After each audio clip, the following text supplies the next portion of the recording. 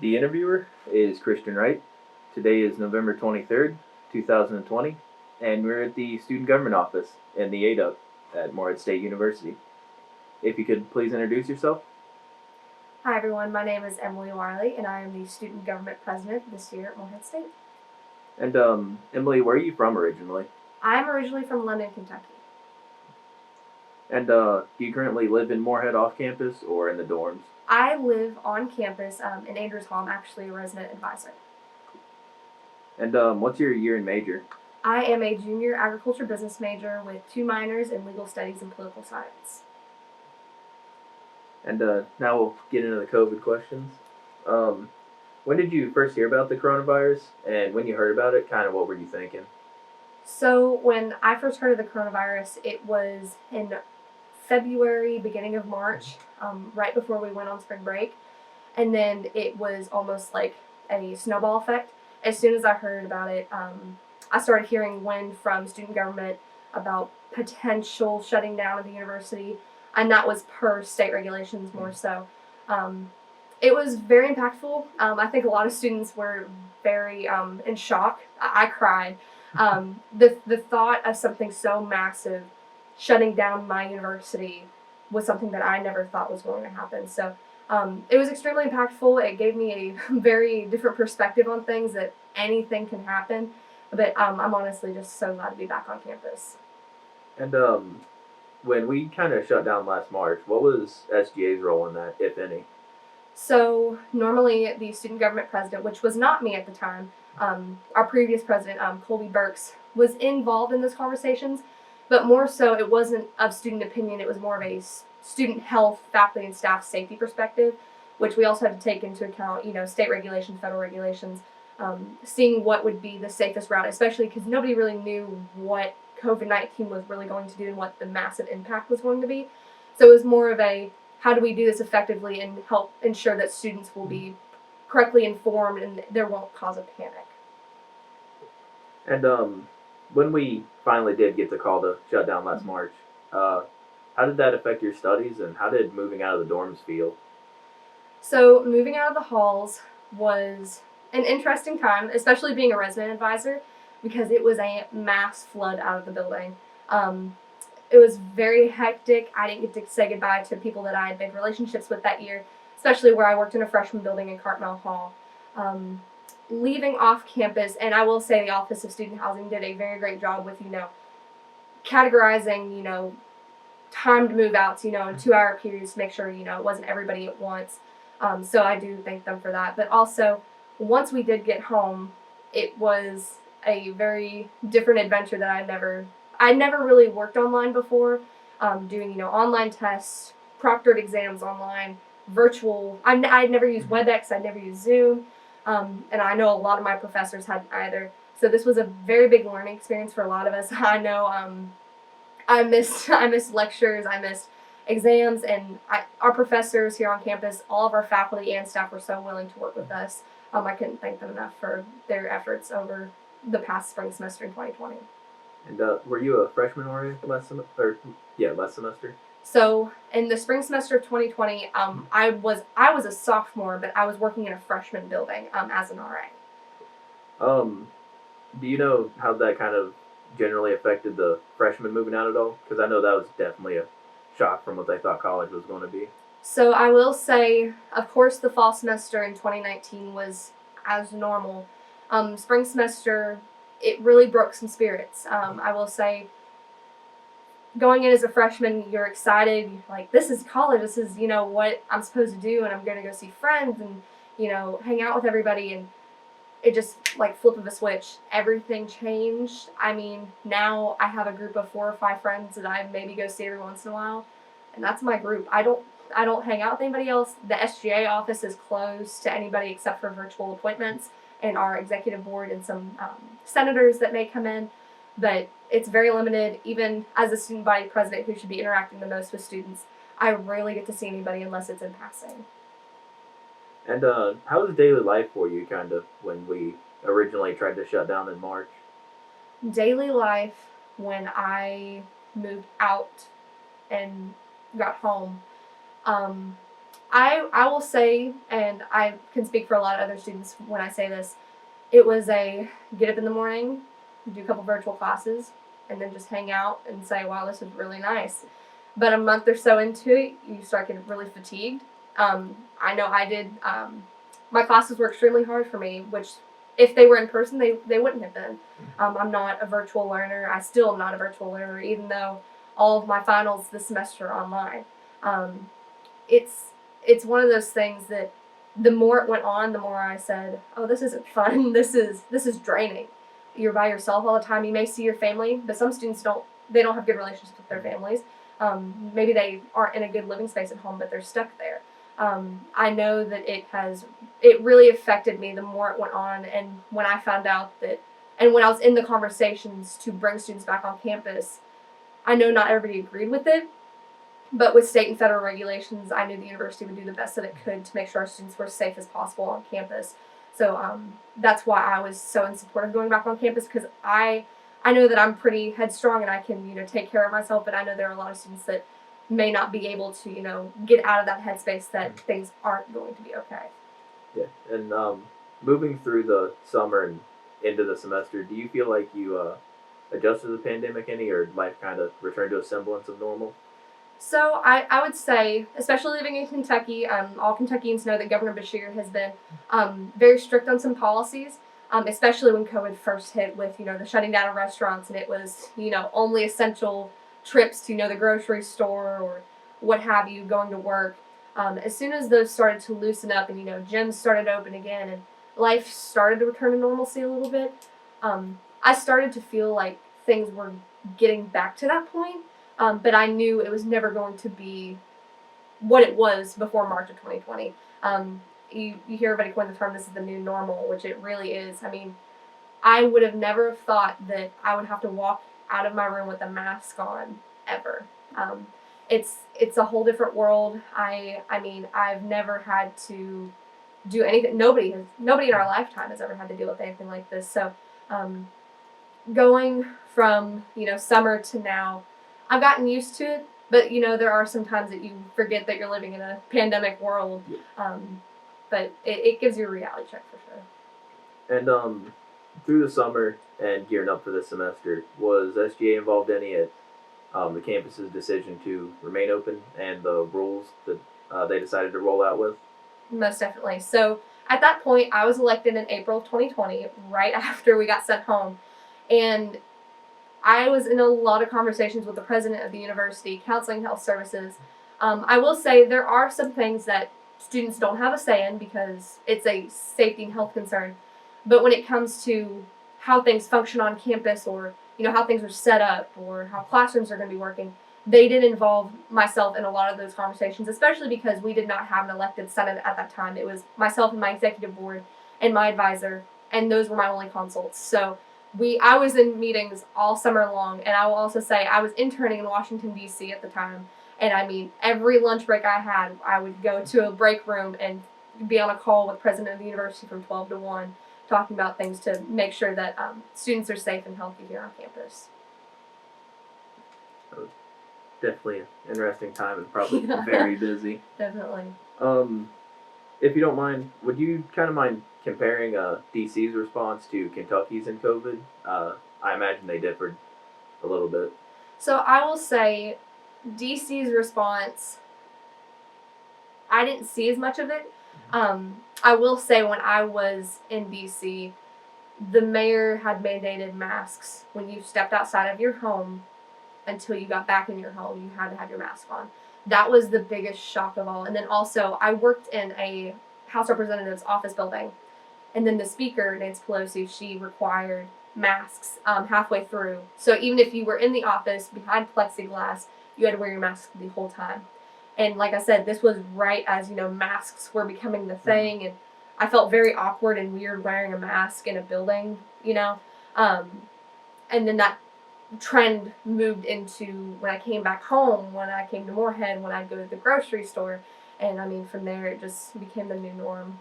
But I will say, from federal to state, I didn't see much from Washington because it was in the starting process, and that's when the CARES Act was starting to be implemented.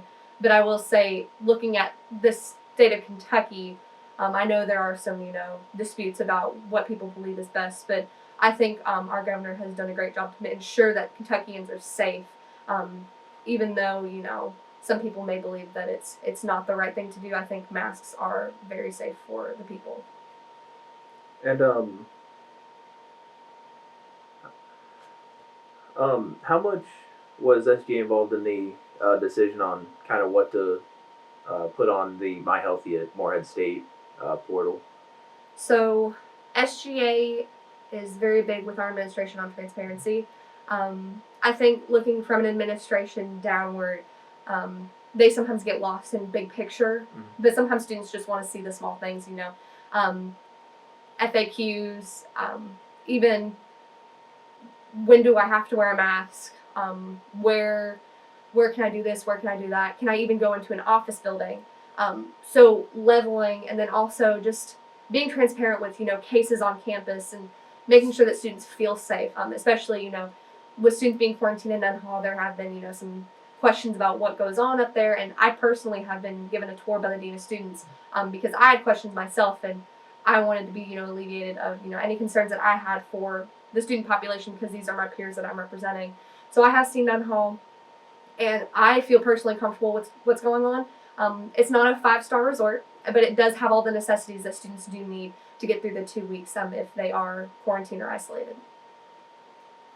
And how has the pandemic kind of changed how you use technology? The pandemic has really changed how I use technology. Normally it was, just to connect with people with, saying, hey, let's go do something. Now it's, hey, let's do something online. I'll be honest, I get up in the morning, come to my office, get lunch, come back here, work until 4:30, go back to my room. I don't go anywhere.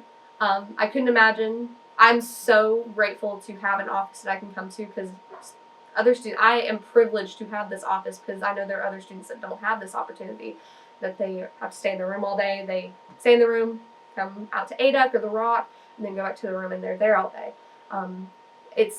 I would say a lot of students are getting cabin fever, and I bet they're very excited to go home. But yes, I have changed the way that I do things. I actually got myself a new computer because my old one was not having it with all these virtual calls. But yeah, virtual life, I'm still not a fan of, but it's that new reality that we have to get used to. And with, it looks like right now 2 or 3 vaccines that may be quite successful, hopefully being released soon. Are you kind of starting to see a ray of hope that this might be over by this time next year? I hope so. Nothing's ever guaranteed. Seeing, I have, ABC, Washington Post, Fox, CNN, I have all of those on my phone, and I see, updates every day to see, what's actually happening in the world. And let's just hope something comes through with these vaccines. I know they're in the trial period still, but hopefully we have trust in the CDC and our scientists here in the United States that hopefully they can get something figured out within the year. And what do you feel like you've learned from the COVID-19 pandemic? Anything's possible. Like I said, never expected this to happen in my lifetime. You have to be adaptable. You have to roll with the punches. I will say, when I wanted to run for president, in December of 2019, didn't expect a pandemic to, punch us in the face. But every day has been a different challenge, no matter what. It's just, I feel so bad, especially for freshmen here on campus that have never experienced a normal college experience. And if anybody's watching this that was a freshman in 2020, I'm so sorry. I wish you could have experienced Morehead State's campus when it was at its prime time. And if you go to college anywhere, this is not what college is supposed to be. And I could tell you any faculty, staff, or student would tell you that. I would say COVID-19 has taught us all that we need to, be adaptable, be smart, but also realize that we're not alone in this. This is a community. And if you are struggling, there are other people that are going through the same thing as you, and be sure to reach out. And is there anything you feel like you've learned from the pandemic that you'll try to carry on after? It's taught me a lot with communication and leadership. I know it's been hard because students may be concerned to come in here and do projects. So I'll give you a few examples. SGA has played a tremendous hand in making sure that students feel comfortable during this pandemic. So we've made care packages for students that are quarantined in their home. We've made PPE packages that sit outside of our office. I don't know if any students come by to see those. We've also made files like snack table, little baggies for students to take for finals. We have all kinds of projects that we make in here that are hands-on. A lot of students are scared to come in here. Even student representatives are nervous to come in here and work around other people. So it's the leadership and coordination of realizing that we have to accommodate everybody in their fears right now, and everybody's concerns are valid. Right now is one of those times that you don't question people's motives for anything. You just go along with it and make sure that people are comfortable with what they're doing, because we're all struggling through this one way or another. But I will say that it has taught me a lot with being a leader, and I will take that with me in the long run. And if you don't mind me asking, has COVID affected you personally? Not necessarily just through someone you know or yourself being infected, but maybe second or third-hand effects? I would say it scares me. I will say COVID-19 does scare me, even though I'm a 20-year-old healthy girl, woman, that just anybody is vulnerable to this. I've seen people my age die from it. My father is actually susceptible to it. He has a heart condition. So I have gone home maybe twice this semester. So I am having, homesick withdrawals, even though, I've been in college for 3 years. I miss my family. I miss my friends.